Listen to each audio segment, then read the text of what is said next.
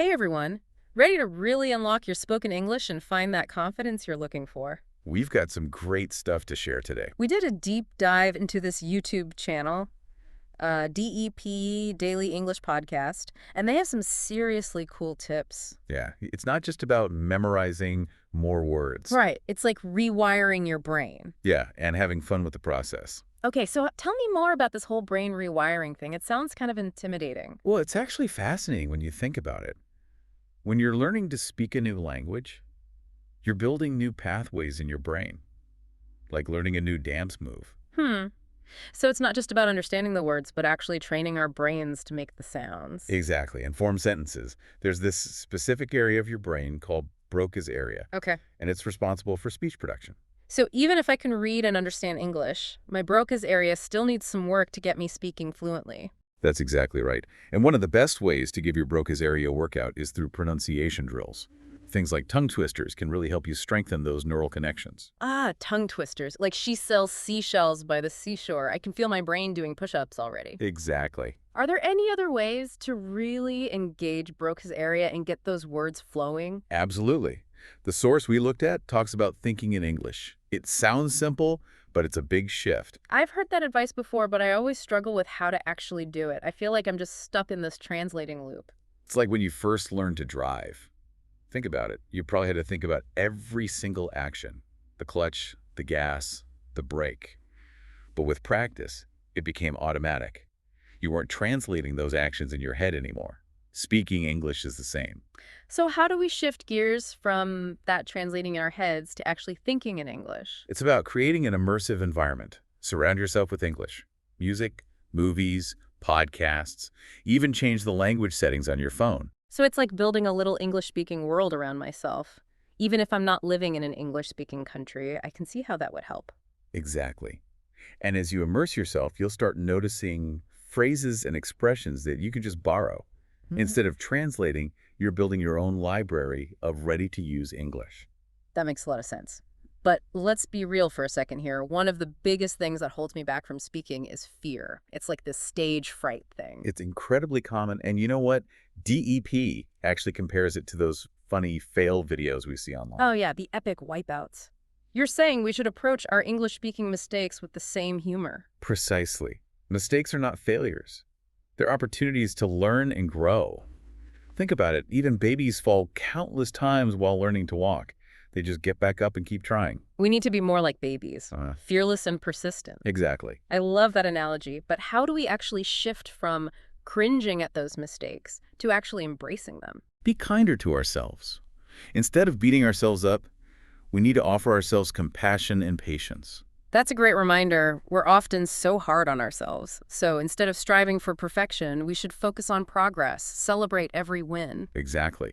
And DEP has this technique for making those steps forward more manageable. They call it chunking. Chunking, what's that? Breaking down those long sentences into smaller pieces. Instead of trying to say everything at once, you master those little pieces first.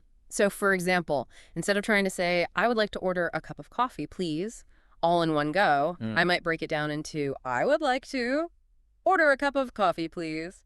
Kind of like Lego bricks. Yeah, exactly. You got it.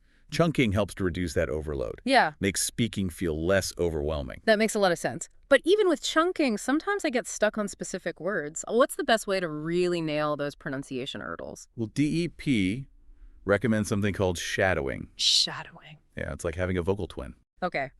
I'm picturing myself with a microphone trying to sound exactly like, I don't know, my favorite actor. Yeah, that's the idea. You choose a piece of audio, something you enjoy, and try to mimic their pronunciation, the intonation, as close as you can. It's like having a conversation partner, even if it's just a recording. Exactly. And you pay attention to the details, how they pronounce certain words, where they put the stress, the intonation changes. So it's about embodying their speaking style, not just repeating words. Exactly. And the more you practice, the more natural your spoken English will become. Okay, shadowing is definitely going on my list. Yeah, But with all these techniques, how do I know what's best for me? that's a great question, and it leads us to a crucial point. What are your fluency goals? So it's not just about speaking English in general, but about figuring out what fluent means to me. Right. If you're learning to travel, your definition of fluency might be being able to order food, Ask for directions, basic conversations. Makes sense. But if you want to work in an English-speaking environment, your goals must be much higher. So it's about tailoring my approach to my own unique needs and aspirations. Exactly. That makes a lot of sense. And speaking of tailoring our approach, you mentioned earlier, we need to be kinder to ourselves. Embrace those mistakes. How do we actually do that? You're absolutely right. That's where mindset comes in. And that's something DEP really emphasizes. It's all about how we view those challenges, turning those negative thoughts into something constructive. So it's not just about the external techniques, but also the internal dialogue. Exactly. How do we actually cultivate that positive mindset? One powerful technique is to shift your focus from what you lack to what you already have. Wait, you mean practicing gratitude? I didn't realize that could apply to language learning. Oh, it absolutely does. Think about all the amazing resources you have access to, online courses, language exchange apps, podcasts like this one. You're already on an incredible journey. I never thought about it that way. It's like shifting my perspective from I can't to I'm learning. Exactly. And appreciating the progress you've made. And that gratitude can really fuel your motivation and help you persevere. This is so insightful. We've covered so much already. Brain science to chunking and shadowing. And we've only just scratched the surface. There's so much more when it comes to finding your voice and becoming a confident speaker. Well, luckily for our listeners, we're just getting started with this deep dive. We'll be right back with part 2, where we'll go even deeper. Don't go anywhere. Welcome back to our deep dive. Before the break, we were talking about mindset and gratitude in our language learning journey. Yeah, it's amazing how much our thoughts impact our progress. It really is. But even with a positive mindset, there are times when I just feel stuck. Like I'm putting in the work, but the words just aren't coming out. That's a really common challenge. It's the gap between understanding and actually speaking. You might understand a lot of English, but producing those sentences feels totally different. It's like knowing a dance but feeling awkward when you try to actually dance. Perfect analogy. And DEP has the strategy for bridging that gap. They call if bridging the gap through action. Bridging the gap through action, what's that all about? Basically, we learn by doing. Instead of waiting till we feel ready to speak, we need to jump in and start using the language, even if it feels messy at first. So it's about embracing that learn by doing mentality, not being afraid to make those mistakes. Exactly. Think about learning to ride a bike. You can read all the books, but you won't learn until you get on that bike and start pedaling. And probably fall a few times too. Of course. But those falls are part of the process. Every time you get up, you're getting closer to mastering the skill. Okay, so instead of waiting until I feel perfectly fluent, I should just start speaking, even if it's just a few words. Exactly. And the great thing is you don't need to go to an English-speaking country to practice. That's good to know. So where can I find those opportunities right now? Well, think about your hobbies. Any groups where you could use English? I love to cook. Maybe I could join a cooking class or an online community for food lovers in English. There you go. It's about finding natural ways to practice that are also fun. I like it. What about online? I've heard of those language exchange apps. Yeah, they're great. You connect with other learners and help each other. So I could find someone learning Spanish and we could chat in English, then switch to Spanish. Exactly. Get to practice, learn about a new culture, maybe make a new friend. I'm sold.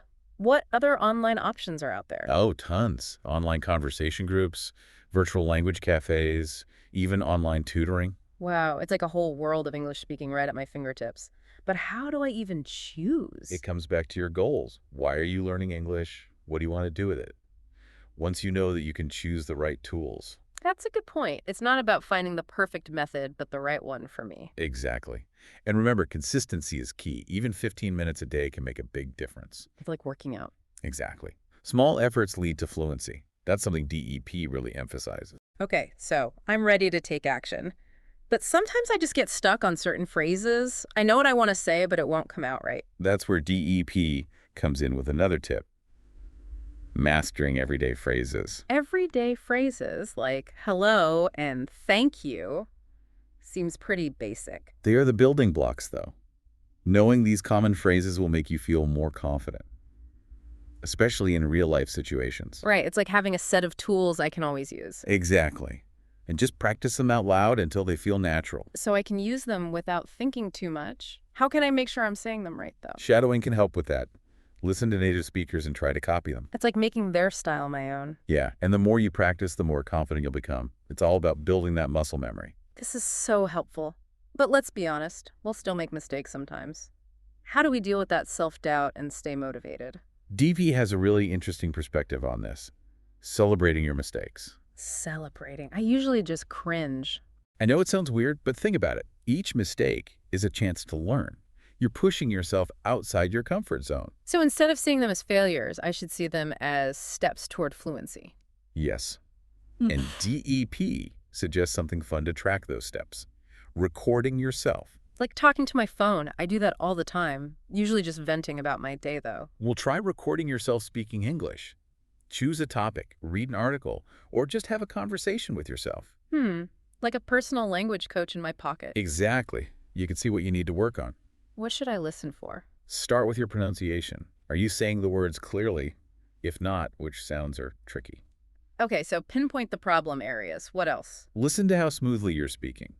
Any hesitations? If you get stuck on certain phrases, practice them more. Like polishing my English. And your tone. Try different ways of expressing yourself. Find what feels natural for you.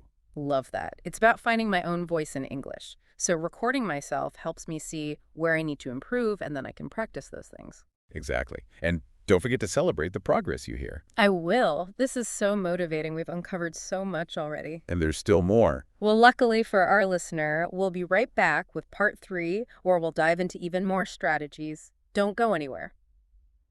Welcome back to our Spoken English Deep Dive. We've covered so much already, rewiring our brains, practicing those sounds, finding ways to speak more confidently. Yeah, and we talked about taking action, finding opportunities to practice, even celebrating those mistakes. But even with all these amazing tips, I feel like there's something missing, like a piece of the puzzle. You know what? I think you're right. And DEP actually talks about this too. It's all about mindset. Mindset. So it's not just about what we do, but how we think about speaking English. Exactly. Think about it. If you go into a conversation feeling nervous, you're more likely to make mistakes. So our thoughts really can affect how we speak. They do. Yeah. And the good news is we can actually train our minds to be more confident. DEP talks about this technique called visualization. Visualization. Yeah, it's like making a movie in your mind. You picture yourself speaking English perfectly. So like imagine myself ordering food at a restaurant without any hesitation. Or giving a presentation in English and feeling totally confident. Exactly. The more you visualize it, the more your brain starts to believe it's possible. And that belief can help you feel more confident in real life. Wow, that's pretty cool. So it's like mental practice for speaking. It is. And another way to boost that confidence is through positive self-talk. Instead of focusing on your mistakes, celebrate what you're doing well. So instead of saying, oh, I messed that up again, I could say, hey, I'm getting better at this. Exactly. Be your own cheerleader. Okay, I like that. But sometimes those negative thoughts are really hard to ignore. I know, and it takes time to change those patterns. One thing that can help is actually writing down those negative thoughts. Keeping a journal of negativity. It sounds weird, but it can be really helpful. By writing it down, you're kind of taking away its power. Okay. And then what? Then you challenge those thoughts. Are they really true? What evidence do you have? You might realize they're based on fear, not reality. So replace those negative thoughts with more positive ones. Like instead of I'll never be fluent, I could say I'm learning and I'm getting better every day. Exactly. It takes time and effort, but you can train your mind to be more supportive. This is also fascinating. I never realized how much our mindset matters. It's a powerful connection. Yeah. And speaking of connections, DEP also talks about connecting with other learners. Oh, yeah. We talked about those language exchange apps and online communities. It's great to have that support system. It really is. And don't be afraid to share your experiences. Knowing other people are going through the same thing can be really helpful. It's like we're all in this together. We are. And remember, you're not just learning English, you're opening up a whole new world. That's beautiful. Well, as we wrap up this deep dive into spoken English, I hope you're feeling inspired to keep going. Fluency is a journey, not a destination. And with the right mindset and consistent effort, you can achieve your goals. And if you're looking for more support, check out DEP Daily English Podcast on YouTube. They've got tons of great resources. So go out there and embrace those speaking opportunities, celebrate your progress, and most importantly, have fun. The world is waiting to hear your voice.